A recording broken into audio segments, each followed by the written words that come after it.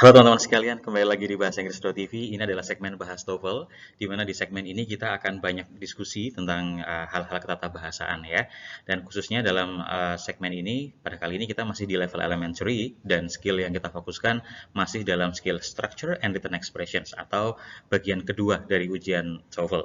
Nah, di episode kali ini teman-teman sekalian, kita akan membahas beberapa soal, di mana soal ini merupakan soal review dari episode 1, subject and verb, kemudian episode 2, objects of preposition, kemudian episode 3, part 1, present participle, dan juga episode 3, part 2 untuk past participle. So, buat kawan-kawan yang belum menonton video itu, silahkan bisa ditonton dulu agar bisa mendapatkan basic knowledge ya atau background knowledge tentang apa yang akan kita review pada episode kali ini. So, let's get started.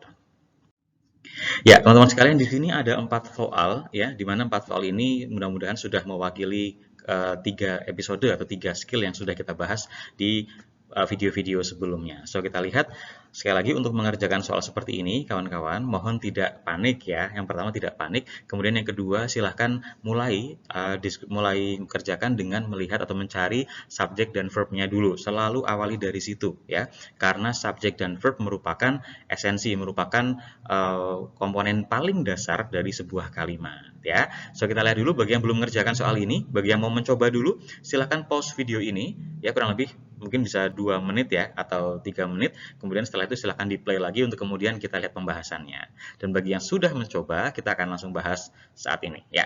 Oke, kita lihat dari nomor 1 dulu teman-teman sekalian.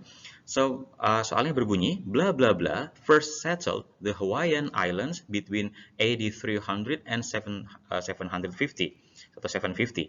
Nah, untuk mengerjakan soal seperti ini, sekali lagi kembali carilah subjek dan verb dulu. Hati-hati dengan kata dengan akhiran ed ya. Kata-kata berakhiran ed ini belum tentu. Sekali lagi, kata-kata berakhiran ed belum tentu kata kerja. So, kita harus lihat dulu. Kalau kita lihat teman-teman sekalian, bentuk kata berakhiran ed di sini ini kan bisa diartikan menempati atau meninggali gitu ya. Dia tinggal di sebuah tempat gitu kan. Nah, karena dia bisa dimaknai sebagai sebuah kata yang aktif, maka bisa dipastikan bahwa settled ini merupakan bagian dari kata kerja ya, atau bahkan mungkin kata kerjanya ya. Kita cek lagi. Oke, ini kata kerja. Kemudian kalau kita lihat di pilihan A, B, C, D, apakah ada pilihan yang mengandung kata kerja lagi? Kita lihat dulu yang B misalkan. The Polynesians arrived. Nah, sini ada kata kerja arrived, padahal di sini juga sudah ada kata settled. Tidak boleh dalam sebuah kalimat ada dua kata kerja yang bersebelahan ya. Kalaupun dia seperti ini, misalkan kita pilih yang B misalkan, maka nanti sebelum kata first akan ada kata arrived. Padahal tidak boleh ada dua kata kerja yang hanya bersebelahan seperti ini. Ya, kalaupun akan ada dua kata kerja, maka di antara kedua kata kerja tersebut harus ada yang namanya conjunctions, gitu ya. So, di sini tidak tepat karena kelebihan kata kerja, gitu ya. Kemudian yang C, because of. Because of, hati-hati, because of ini punya jenis kata yang beda dengan because. Kalau because adalah conjunction, sementara because of itu adalah preposition. Hati-hati, sekali lagi, because adalah conjunction, sementara because of adalah preposisi. Nah, kalau kita kembali ke episode yang kedua, bahwa sebuah kalimat atau sebuah subjek ya, sebuah subjek dalam kalimat itu tidak boleh diawali oleh preposisi. Tidak boleh ada subjek diawali in, subjek diawali at, tidak boleh. Ya, tapi kalau dia mengandung in di tengahnya, mengandung at itu boleh, asalkan tidak di awal. Nah, sementara ini posisinya di awal. Artinya apa? Kalau kita masukkan yang C, kalimatnya akan menjadi because of the Polynesians first, dan seterusnya. Maka kalimat ini tidak memiliki subjek. Ya, kan dari kata because of sampai dengan first bisa dikatakan itu adalah keterangan. Kenapa jadi keterangan? Karena dia diawali preposisi. Setiap bagian kalimat yang diawali preposisi akan berfungsi sebagai keterangan, bukan subjek. Ya, nah, oleh karena itu pilihan yang C ini juga tidak tepat. Nah, sekarang kita pilihan yang D. It was the Polynesians first settled. Ini juga sama, ada kata kerja di sini dan juga ada kata kerja di sini. Ini ada dua. Loh, Mas, kan bisa, Mas. Was to be diikuti dengan settled. Siapa tahu settled-nya kata kerja ketiga. Ya, hukum dasarnya memang to be itu bisa diikuti kata kerja ketiga. Tapi ingat, rangkaian itu to be diikuti kata kerja ketiga akan membentuk sebuah kalimat pasif. Kalau kita artikan, It was the Polynesians. Ini sudah tidak tepat sebetulnya, karena kalau kita sudah bilang it was the Polynesians, berarti kata kerjanya hanya was saja. Tidak mungkin kata was dan settled dipisahkan sejauh itu ya. Kalaupun mau dipisahkan hanya boleh dipisahkan keterangan. Jadi misalkan was first settled itu masih boleh. Tapi kalau sudah ada was the bla bla bla bla bla bla settled. Nah, itu sudah antara was dengan settled ini sudah tidak ada hubungannya lagi karena terlalu jauh ya. Secara struktur bahasa tidak boleh seperti itu. Oke. So untuk yang D ini kita anggap bahwa dia double kata kerja. Oleh karena itu, pilihan yang D juga tidak tepat sehingga kita menyisakan satu buah pilihan yaitu pilihan yang A. Ya, so the answer is A. Ya, kalau mau diulang lagi dulu boleh ya, silakan pause video ini kemudian atau di rewind mulai dari awal penjelasan untuk nomor 1.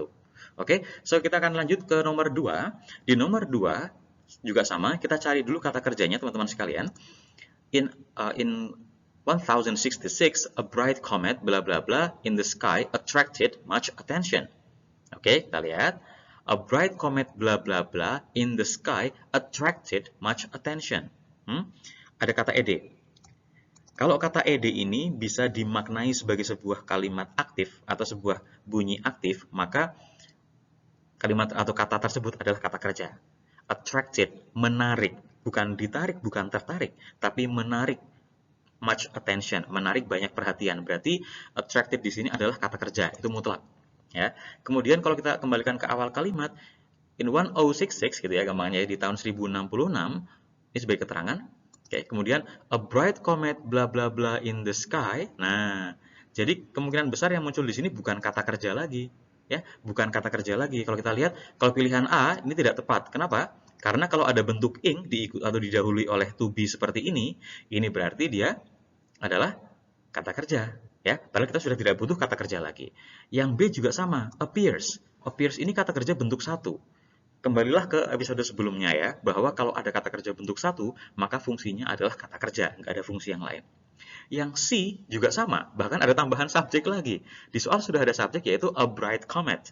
Ya, kita tidak ada urgensi untuk menambahkan it lagi, karena it kalau dia muncul sebelum kata kerja, maka juga harus berposisi sebagai subjek. Ya, maka mau tidak mau yang C ini juga salah karena ada double subjeknya.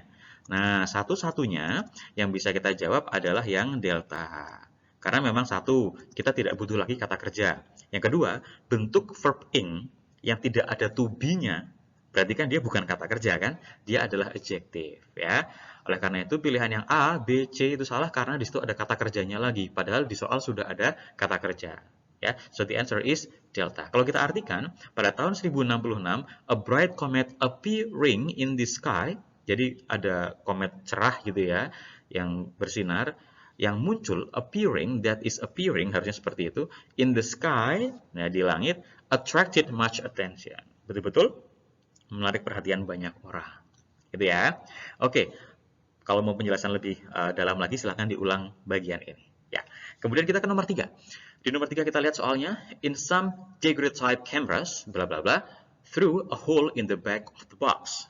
Perhatikan, ketika kalimat ini diawali oleh sebuah preposisi in, ya, kalimat ini diawali oleh sebuah preposisi in, maka dari kata in sampai dengan cameras ini adalah keterangan atau adverb. Ya, karena mau tidak mau, setiap bagian kalimat yang diawali sebuah preposisi adalah sebuah adverb atau keterangan. Kemudian kita lihat, bla bla bla, through a hole in the back of the box. Apa yang perlu kita lihat dulu? Subjek dan verb. Nomor 3 ini sudah ada subjek dan verbnya atau belum? Kita lihat, ternyata di situ belum ada sama sekali. Kita lihat, through a hole in the back of the box. Dari kata through sampai dengan kata box, tidak ada subjek verb sama sekali. Which means, sangat mudah ya. Kita tinggal pilih di antara A, B, C, D, mana yang punya subjek dan mana yang punya verb. Kita lihat yang A, the object's view. Kata view ini sebetulnya juga bisa jadi verb, teman-teman sekalian. Tapi kita lihat, karena di depan ada possessive adjective gitu ya, ada kepemilikan, maka kata view ini dia berperan sebagai kata benda. Perhatikan bahwa view ini bisa berperan sebagai noun kalau kita lihat di kamus ya, dan view ini juga bisa berperan sebagai kata kerja. Nah, tapi dalam konteks pilihan A ini dia adalah kata benda ya, so be careful. Yang B, the object was viewed. Oke, bisa nih. Kayaknya bisa ya. Objeknya ini, the object adalah subjek, was viewed itu adalah kata kerja. Kayaknya bisa ya. Kemudian yang C, from the view. From, ada preposisi lagi. Padahal yang kita butuhkan adalah subjek dan verb. Kalau subjek diawali preposisi, tidak bisa. ya. Oleh karena itu yang C sudah jelas ini salah. Tadi yang A juga ini salah ya.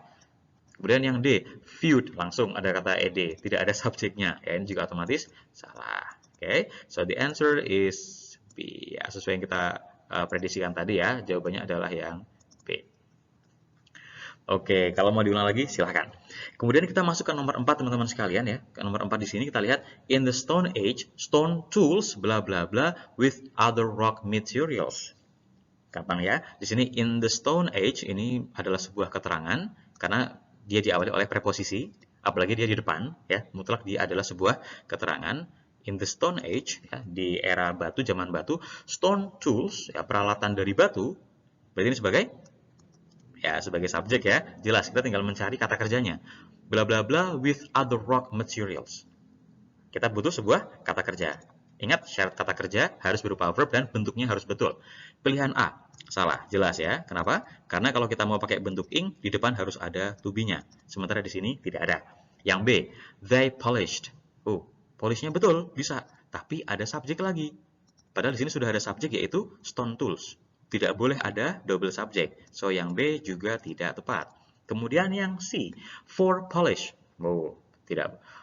Kata kerja atau verb dalam sebuah kalimat ya harus verb, tidak boleh diawali preposisi, tidak boleh diakhiri preposisi ya. So yang C ini juga salah dan the correct answer must be delta ya. Kenapa? Ya, ini adalah satu-satunya pilihan yang tersisa dan kalau kita lihat di sini were polished ya. Were polished ini berarti dia adalah kata kerja yang sifatnya pasif, di mana di situ ada to be, were, yang diikuti oleh kata kerja ketiga. Ini masuk dalam pembahasan past participle dengan fungsi yang pertama, yaitu verb. Oke, sampai sini kawan-kawan sekalian, silahkan bisa diulang kembali penjelasannya kalau memang dirasa perlu ya. Oke kawan-kawan, untuk soal review ini saya cukupkan sampai sekian dan kita akan ketemu lagi di video-video berikutnya.